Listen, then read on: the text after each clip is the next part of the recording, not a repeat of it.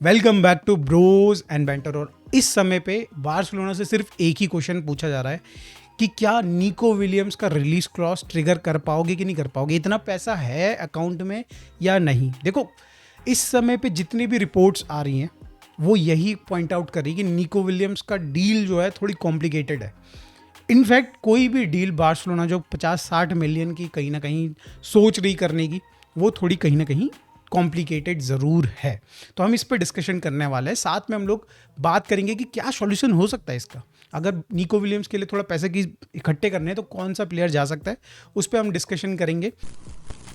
इस समय पे अगर आप सोशल मीडिया खोलते हो भाई, ट्विटर खोलते हो, कल तक तो भाई खुशी का माहौल था, बस थोड़ा अभी गड़बड़ा गया है सीन। ये रिपोर्ट्स आ रही है कि बार्सिलोना को कोई भी अगर साइन इन करनी है राइट नाउ, मतलब कोई भी इन द सेंस ठीक ठीक अमाउंट वाली ट्रांसफर फीस वाली जो साइनिंग है उनको अगर करना है तो बार्सिलोना को 50 मिलियन यूरोस का फंड जनरेट करना पड़ेगा। That is what I can see through out the internet. तो ये एक चीज़ तो समझ में आ रही है कि भाई अभी बार्सिलोना के पास वो फंड्स अवेलेबल नहीं है। साथ में कहीं ना कहीं ये भी बात सुनने में आ रही है कि भाई निको विलियम्स का जो 60 मिलियन का यूरोस का जो ये रिलीज क्लॉज है, इसको भी ट्रिगर करने में बार्सिलोना को थोड़ी सी प्रॉब्लम होगी। कहीं ना कहीं बार्सिलोना इसको देख रही है कि इंस्टॉलमेंट में हो जाए, जो कि कहीं ना कहीं ये भी बात सही है कि एथलेटिको जो बिलबाओ जो टीम है वो बिल्कुल भी नहीं चाहेगी। एक तो आप अपने कॉम्पिटिटर को भाई अपना बेस्ट प्लेयर दे रहे हो, तो उसमें भी आप उसी के टर्म्स पे एंड कंडीशन पे तो नहीं जाओगे। That is what I am thinking. And there are options, Bayern Munich, भाई आर्सेनल, एंड देन ऑब्वियसली भाई चेल्सी इज ऑल्सो वांट कहीं ना कहीं पे निको विलियम्स।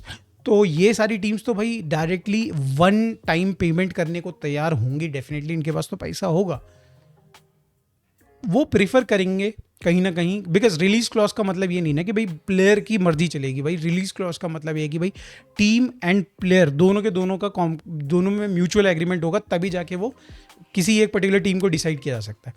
तो यहाँ पे मुझे नहीं लगता एथलेटिक बिलबाओ कहीं भी बैठने वाली अनटिल अनलेस भाई यहाँ पे निको विलियम्स खुद पुश करे। बिकॉज एक चीज़ तो अच्छी बात ये उसने की थी कि पिछले सीज़न वो बार्सिलोना नहीं आया था, उसने कहीं ना कहीं एथलेटिको बिलबाओ में रुकने का डिसीजन लिया था, तो एक गुड फेवर उसने दिखाया था लास्ट सीज़न। अगर ऐसा हो सकता है कि एथलेटिक बिलबाओ उसको उस गुड फेवर जो उसने दिखाया उसके बदले उसको इस सीज़न में बोला जाए कि भाई चलो ठीक है, इंस्टॉलमेंट में हम ले लेते हैं 40% या फिर मतलब 60% आप पहले पे कर दो एंड नेक्स्ट ईयर आप बाकी रिमेनिंग 40% पे कर दो, ये चीज़ है। बट मेरे को देखो, मेरे को पर्सनली ये लगता है कि बार्सिलोना यहाँ पे थोड़ा सा एक प्रोएक्टिवली एक गेम सा खेल रही, छोटा सा गेम खेल रही है। देखो हमने अभी जस्ट जोआन गार्सिया का हमने रिलीज क्लॉज ट्रिगर किया, 26.4 26.5 के अमाउंट हमने पे किया। मेरे को पर्सनली लगता है कि बार्सिलोना के पास 70-75 मिलियन का बजट डेफिनेटली रहा होगा इस सीज़न में ट्रांजैक्शंस करने के लिए। साथ में अगर हम लोग भाई जो हम अगर उठा के देखें, कई सारे ऐसे प्लेयर्स गए हैं जो कि हमारे जिन प्लेयर्स मतलब सेल हुए हैं, जिन पे हमारा कहीं ना कहीं सेल ऑन क्लॉज था। किसी में 50% मिला है, किसी 10% मिला है, किसी में 20% मिला है। तो इनसे भी कुछ करके भाई 10-15 मिलियन आ गए हैं। तो मुझे ऐसा पर्सनली लगता है कि बार्सिलोना के पास 60 मिलियन होने चाहिए दोस्तों। मेरे को पर्सनली ऐसा लगता है। All the transactions if you see, तो आपको भी समझ में आ जाएगा कि हाँ डेफिनेटली बार्सिलोना के पास 60 मिलियन तो होना ही चाहिए। अब क्वेश्चन आता है बार्सिलोना ऐसा क्यों नहीं करती कि अगर निको विलियम्स को हम लोग पे कर सकते हैं, उसका अगर रिलीज क्लॉज के पैसे हैं हमारे पास, तो हम क्यों नहीं कर रहे हैं पे। हमारी प्रेफरेंस इंस्टॉलमेंट है। अगर आपने देखो ध्यान दिया होगा ना, तो स्टार्टिंग में भाई बार्सिलोना ज़्यादा पोजीशंस में नहीं जा रही थी, एक्सप्लोर नहीं कर रही थी, बट कहीं ना कहीं हंसी फ्लिक ने भी ये चीज़ समझाई है बोर्ड को कि भाई हमें बेंच स्ट्रॉन्ग चाहिए। तो अब राइट नाउ अगर आप देखें तो भाई 4 प्लेयर्स 4 डिफरेंट प्रोफाइल में हमको हमारी बातें बार्सिलोना की, मतलब इस समय पे आप देख रहे हैं कि भाई बार्सिलोना एक्सप्लोर कर रही है। हमने गोल कीपर साइन कर लिया है, लेफ्ट विंगर हमने देख रहे हैं, साथ में हम भाई लेफ्ट बैक की भी बातें चल रही थी। And then there is a guy जो कि काफ़ी वर्सेटाइल है भाई, इवान पेरिसिच, उससे भी कहीं ना कहीं बातें चल रही है। तो 4 प्लेयर्स बार्सिलोना साइन करने के लिए जाना चाहती है। अगर आप उठा के 60 मिलियन भाई एक ही प्लेयर को दे देते हो, that doesn't make sense. Eight the same time भाई आपका वो जो बेंच वाला जो लेफ्ट बैक वाला जो प्रॉब्लम है वो स्टिल ओपन रहेगी और आपको फिर से मतलब कहीं ना कहीं से एक्स्ट्रा पैसा इकट्ठा करना पड़ेगा. तो that is why what I think is कि Barcelona right now what it is doing is कि किसी तरीके से 40 मिलियन का निको विलियम्स का एक पहला इंस्टॉलमेंट हो जाए और अगले साल 20 मिलियन का हम दे देंगे. एंड कहीं ना कहीं थोड़ा बहुत पैसा 20 मिलियन या फिर 15 मिलियन का पैसा बच जाए फॉर ग्रिमाल्डो और वो ट्रांजेक्शन भी हो जाए. और इवान पेरिसिच तो आपको फ्री में पड़ने वाला ही है. तो कुल मिला के मतलब बार्सिलोना का अगर ये इस प्लान को फॉलो करती है तो सारे के सारे जो रिक्वायर्ड प्लेयर्स है वो आ जाएंगे and transfer window will be a success. Because कहीं ना कहीं ये रिपोर्ट्स ना सेंस नहीं बना रही. अगर आप देखो भाई 60 मिलियन तो हम लुइस डियाज पे भी खर्च करने की बातें कर रहे हैं. तो वाई मेरे को ये नहीं समझ में आ रहा. मतलब अगर आप वहाँ पे कर सकते हो तो यहाँ भी पे कर सकते हो. लिवरपूल क्यों भाई आपको इंस्टॉलमेंट में देगी, लेने को तैयार होगी. उन्होंने भी 150 मिलियन का प्लेयर खरीदा अभी रिसेंट में. तो आई डोंट नो भाई अभी क्या बातें चल रही हैं इस चीज़ में, बट मेरे हिसाब से तो भाई ये प्रॉब्लम है. अब अगर लेट्स सपोज भाई पैसा नहीं है उस सिनेरियो में क्या करें. देखो अरोहो इज़ द ओनली सॉल्यूशन जिसको हम obviously solution in the sense उसको बेचेंगे तो ही हमारे पास पैसा आएगा. पैसा राइट. तो अरोहो को अगर हम लोग सेल करते हैं इट्स लाइक 65 मिलियन यूरोज. उसका पहले 10 दिन मैंने बताया था ना आपको कि जुलाई 1 तारीख से लेकर जुलाई 10 तारीख तक ट्रांसफ़र मार्केट की जो ये विंडो रहेगी इसमें उसका 65 मिलियन विल बी द उसकी रिलीज़ क्लॉज.